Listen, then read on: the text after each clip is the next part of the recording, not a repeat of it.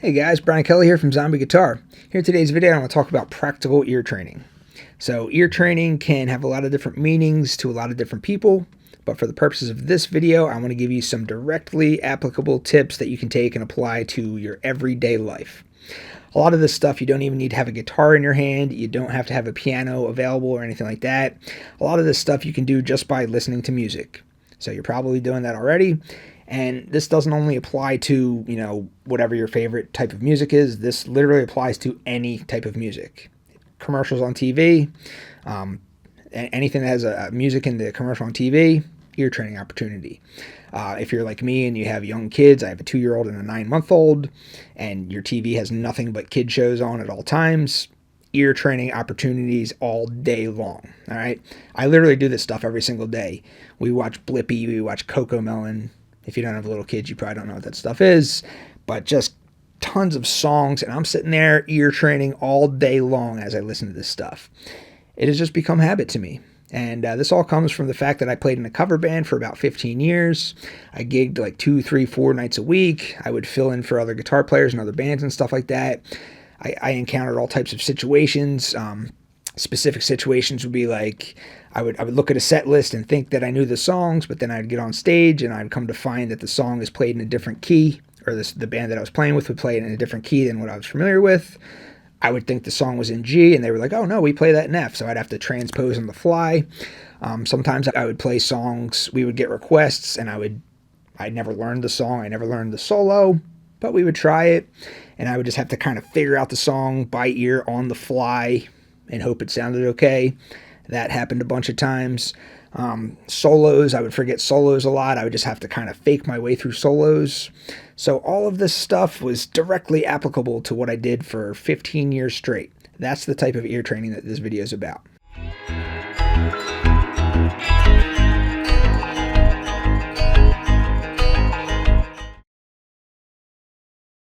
Practical ear training tip number 1, differentiating between major chords and minor chords. This is so important because almost everything that you hear on the radio is a combination of major chords and minor chords.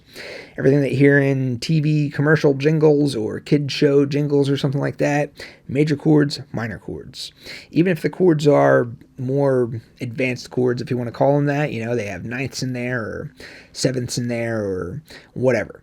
At the foundation, you have a triad. Those triads are going to be major triads or minor triads. Now, there is other types of triads. There's diminished triads and there's augmented triads as well, but those aren't nearly as common as major triads and minor triads, especially in the popular music that I'm talking about, which is what this video is for. So learning to differentiate between a major triad and a minor triad is super important. If a song is supposed to have a major chord in there, but you accidentally play a minor chord, it's going to sound very off. It's going to sound very harsh. Let me give you an example. The song Don't Stop Believin' by Journey consists of an E major chord, a B major chord, a C sharp minor chord, and an A major chord. Let's just run through that real quick. E major, B major, C sharp minor, A major. All right, so let's say that I accidentally played a B minor chord in place of that B major chord. Let's hear how that sounds.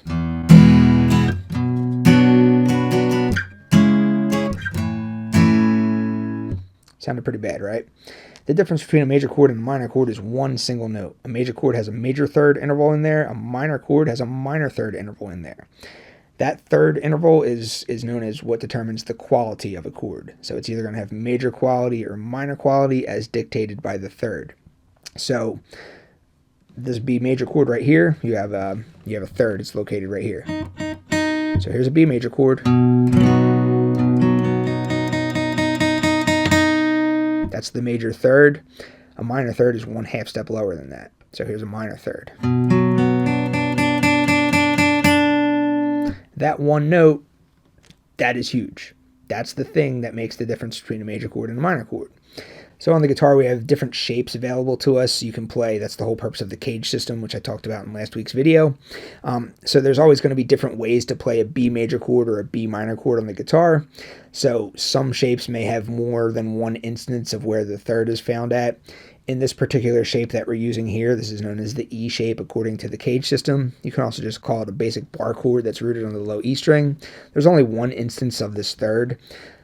it's the triad is a root third and fifth. So you have your 1, you have your 5, you have your 1, you have your major third, you have your 5, and you have your 1. So there's only one instance of the third in this particular shape. So that third right there is really adding a lot to this. Major chord, minor chord. All right. That third makes it sound like this.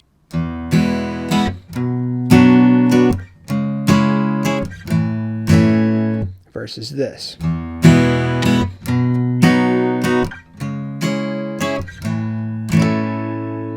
So you can hear how much of a difference that third impacts the sound. It sounds very, very wrong when you play a minor chord when it's supposed to be a major chord.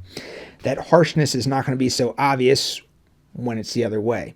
So if it's supposed to be a minor chord, but it's accidentally a major chord that you play, it's going to sound a little off, but it's not going to be quite as harsh. So let's try to take that C sharp minor chord and let's try to play a C sharp major chord instead and hear how that sounds.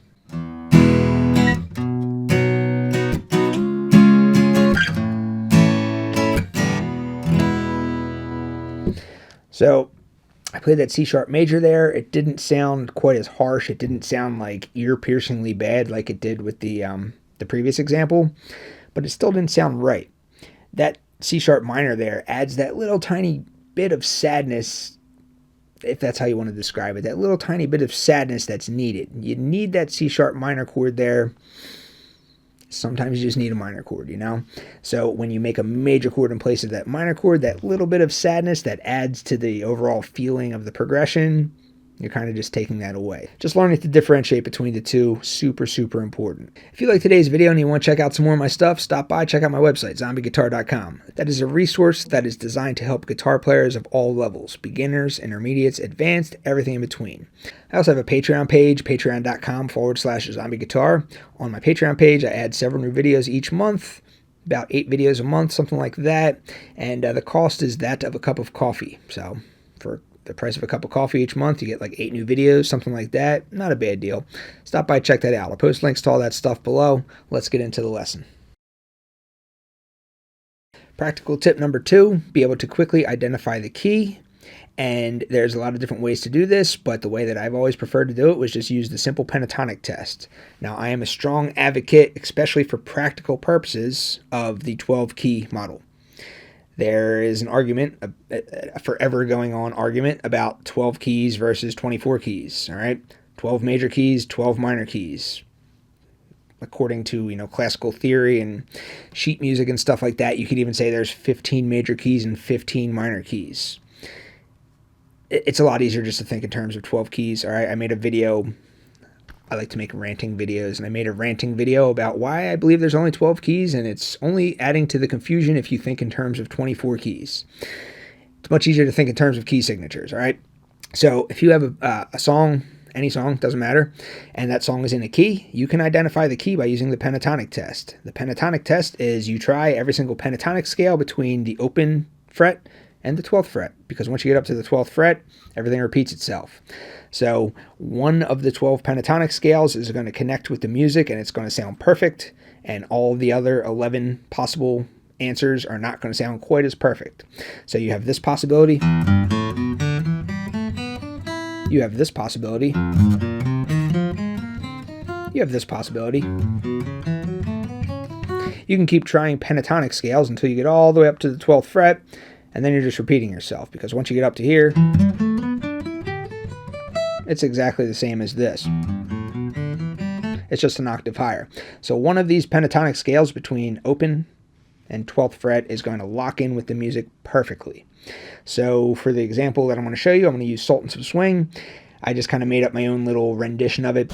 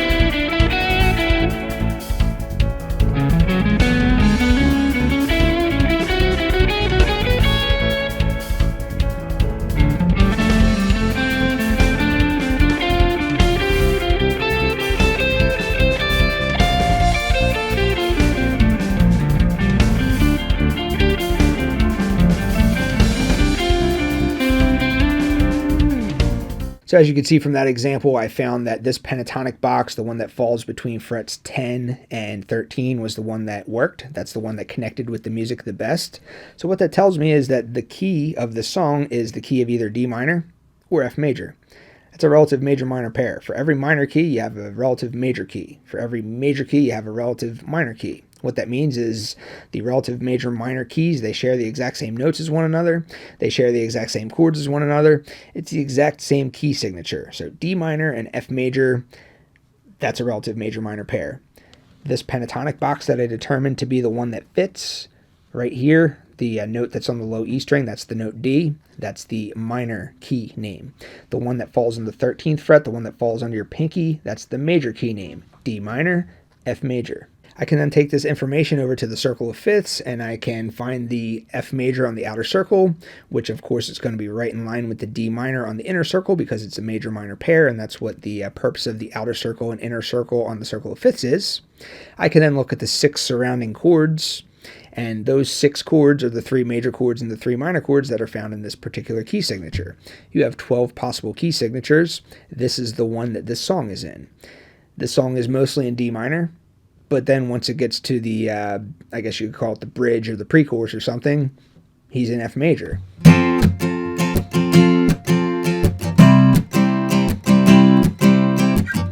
That part, F major, C major, B flat major.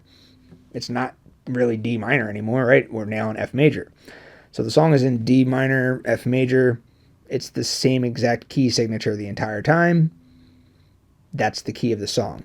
I determined that using this pentatonic test. A common question that I get regarding this pentatonic test is, number one, sometimes other pentatonic boxes, you have your 12 possible pentatonic boxes. Sometimes you may find one along the way, like somewhere between open and this 10th fret, you may find one that sounds pretty good. Maybe it doesn't sound quite as good as the one between 10 and 13, but it still sounds pretty good, so you're not really sure. How do you know which one to pick? Well, in that case, you could always take it a step further and use the diatonic scale test. The pentatonic scale is 5 notes. The diatonic scale is 7 notes. The pentatonic scale is 5 of the 7 total notes. If you're trying to determine the key of a piece of music using a piano, you're probably just going to go straight to the diatonic scale. The only reason that I use the pentatonic test on the guitar is just because it's an easy shape to remember. If you don't know a lot about music theory, you don't really know many scales, this is a very, very easy box pattern to remember and apply to this very specific thing that we're trying to do. But if you want to use the full diatonic scale, that's fine too. So here's your pentatonic scale, which is D minor pentatonic or F major pentatonic. F major pentatonic, D minor pentatonic, relative major-minor pair. You can go ahead and you can add in the additional 2 diatonic notes. So this would be your D minor scale or your D natural minor scale. This would also be your F major scale. So if you want to use this full diatonic box pattern to do this test with, that's fine too. Using the full diatonic scale, using the full 7-note scale, it's a bit harder of a pattern to remember, especially if you're new at this stuff. But if you use the wrong one, like let's say that you think that the right answer is right here between frets 5 and 8, and then you go and you add in the diatonic notes. You go and add in your diatonic notes, there's going to be more chance of clashing with the underlying rhythm. When you go ahead and you get the correct one, you find the correct answer, which is between 10 and 13, you can go ahead and you can add your diatonic notes in there and it's still going to sound good.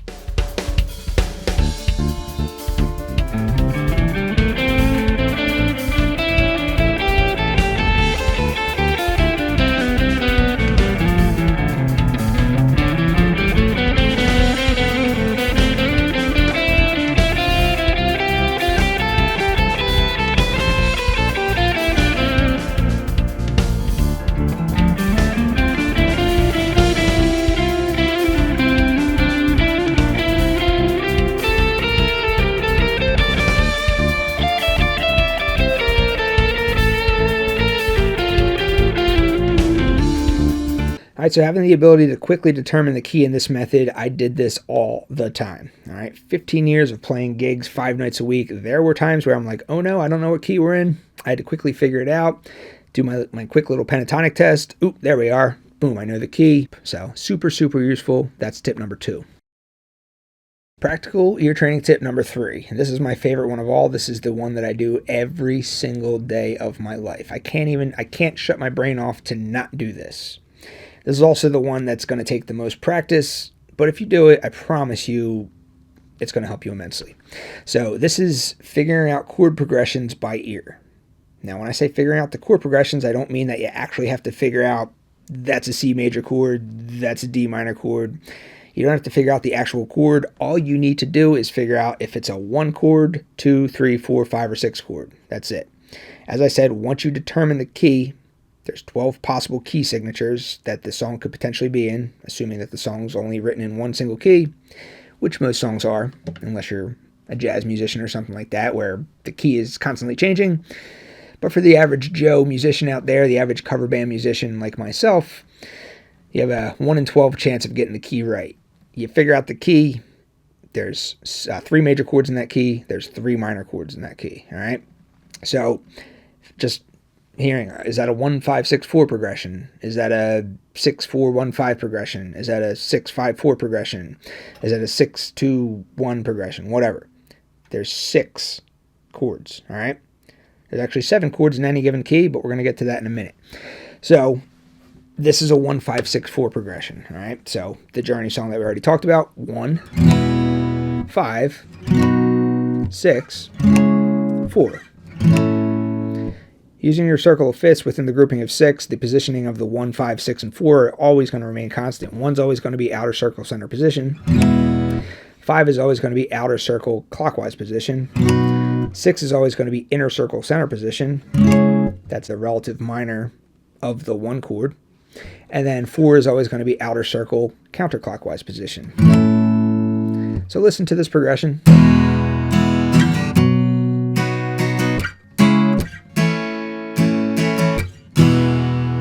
That's in the key of E. Let's play it in a different key. Let's try to play it in the key of, say, G major.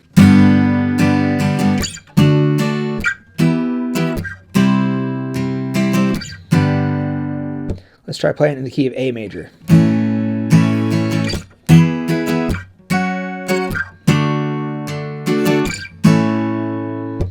All right, it sounds exactly the same, but different, if that makes sense.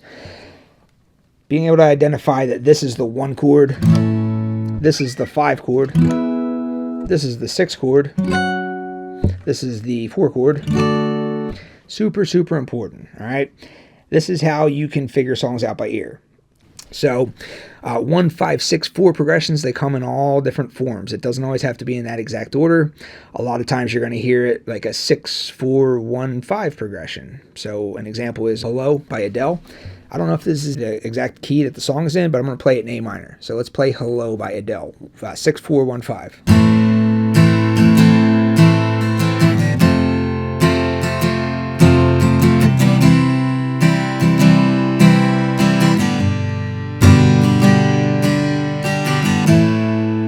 All right, so that's like a sadder version of the 1, 5, 6, 4 progression. You're just kind of rearranging the chords. Now it's 6, 4, 1, 5 instead of 1, 5, 6, 4. Maybe I got the key wrong. Maybe it's not in the key of A minor. Maybe it's in the key of B minor. Same progression, 6, 4, 1, 5.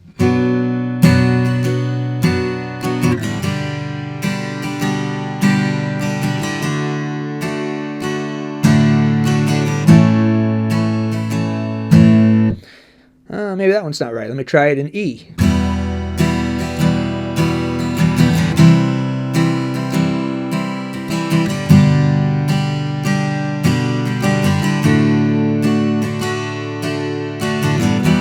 So that was an E minor. That was actually the Zombie by the Cranberries. Zombie guitar.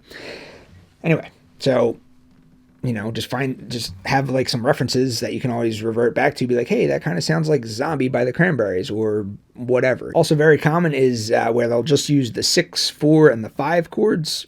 So this would be kind of like the minor version of whatever key you happen to be playing in, since the lack of the 1 chord is no longer present. So there's a bunch of examples of this. the ending of Stairway to Heaven, 6-5-4.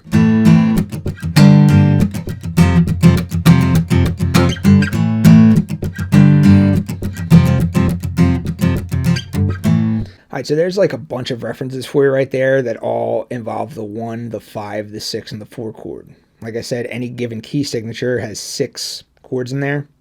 Okay, I know there's 7. Don't yell at me, guys. There's 7, I know. But there's 6. There's 3 major chords. There's 3 minor chords. So we've already covered 4 of those chords. So you have references that you can always think of for a 1-5-6-4 progression. Get yourself a reference that you can think of that's a 6-4-1-5 progression, you know. Get yourself a reference that you can think of for, you know, like the Stairway to Heaven solo for a 6-5-4 progression. Using this information, that way when you hear these jingles and stuff on the TV or in kids shows and stuff like that, you can be like, oh, yeah, that sounds like a 5 chord. That's a 4 chord. That's a 1 chord. Very, very powerful ear training. So we're left with just 2 more chords. We're left with the 2 chord and we're left with the 3 chord. So again, just get yourself a couple references so that you always know what a 2 chord sounds like. An example would be Knocking on Heaven's Door. So that's in the key of G.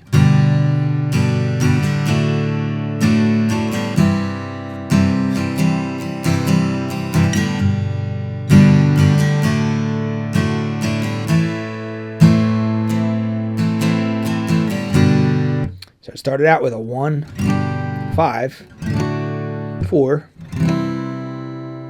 and then it went 1, 5, 2.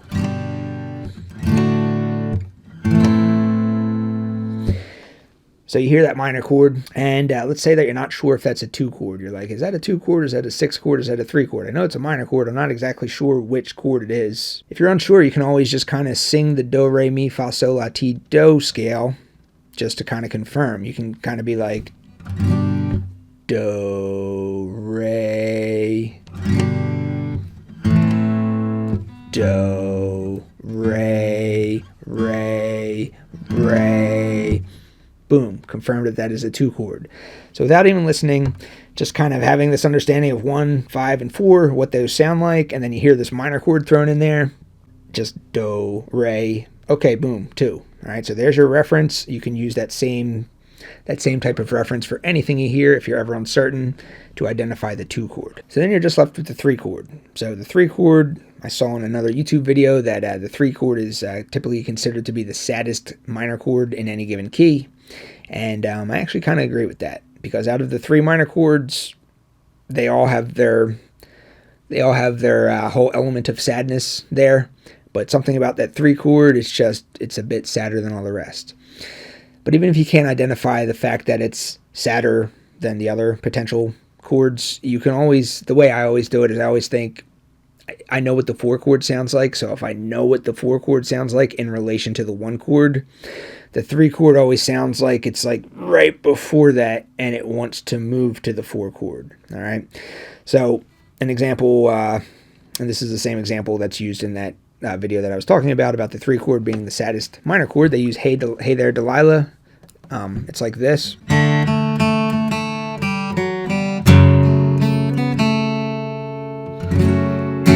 So 1 to 3. Now your minor 3 chord is always going to be found in your circle of fifths, grouping of 6, inner circle, clockwise position. That's going to be the positioning of where your 3 chord is found. This particular song, Hey There Delilah, is in the key of D major, which has a relative minor of B minor. That's one of the 12 possible key signatures. So D major is your 1 chord. F sharp minor would be your 3 chord. So if you know what your 4 chord sounds like, that 3 chord's like right before it. So let's play the 4 chord after it.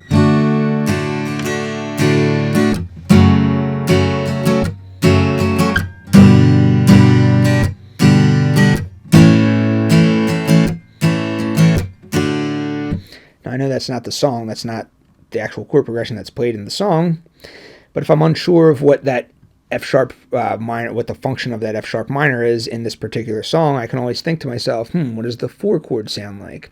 I can run through some references in my mind, and I can think to myself, oh, yep, that chord sounds like the one that comes right before the 4 chord. Boom, confirmation that is in fact the 3 chord. All right, so let's now address the 7th chord in a key. So any given key signature has 7 chords in it. 3 are major, 3 are minor, and then 1 is going to be a diminished type of chord. So that is the chord. People always ask, well, why isn't the 7th chord there on the circle of fifths? And that's because the circle of fifths that I use, the outer circle displays the major chords, the inner circle displays the minor chords. There's no diminished chords on the circle of fifths that I use. So the grouping of 6 is only going to have 6 chords in it. The 7th chord just isn't there. And in the music that you hear on the radio and stuff like that, the music that you hear in commercials, the music that you hear on kid shows and stuff like that, typically that 7th chord is not really going to be, you're not really going to be hearing that half diminished chord thrown into these songs. What you are going to hear is you're going to hear the 5 chord in place of that. So one very common example, and I know every single person that has ever played guitar and looked up chords and lyrics on the internet before, you've seen this specific example.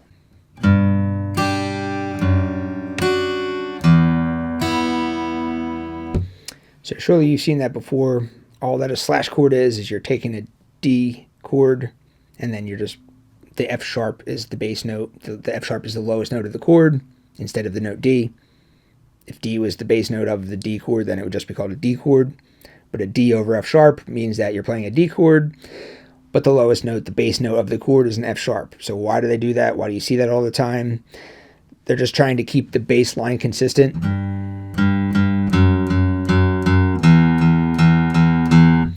So according to the scale, according to your G major scale, since this would be in the key of G major, this is a 1, this would be the 7, and this would be the 6. So your representation of the 7 chord is simply just being replaced by the 5 chord. That's it. So 1, 5, 6. I apologize if I have ruined music for you forever, because I literally cannot listen to music without thinking about this stuff. I cannot listen to a song without trying to identify 1, 2, 5, 6, whatever. I am constantly doing this stuff. Constantly. I don't know. I just can't listen to music like a normal person can anymore. This is how I listen to music. So if I've ruined the music for you forever, my bad. But this is very, very helpful. This has helped me in so many ways. Just these 3 tips that I gave here in this video. I consider this to be very, very practical things that you can do for ear training. So hope you guys liked this video. Again, if you want to check out some more of my stuff, zombieguitar.com, patreon.com/zombieguitar. I really appreciate it. Thanks a lot. See you next time.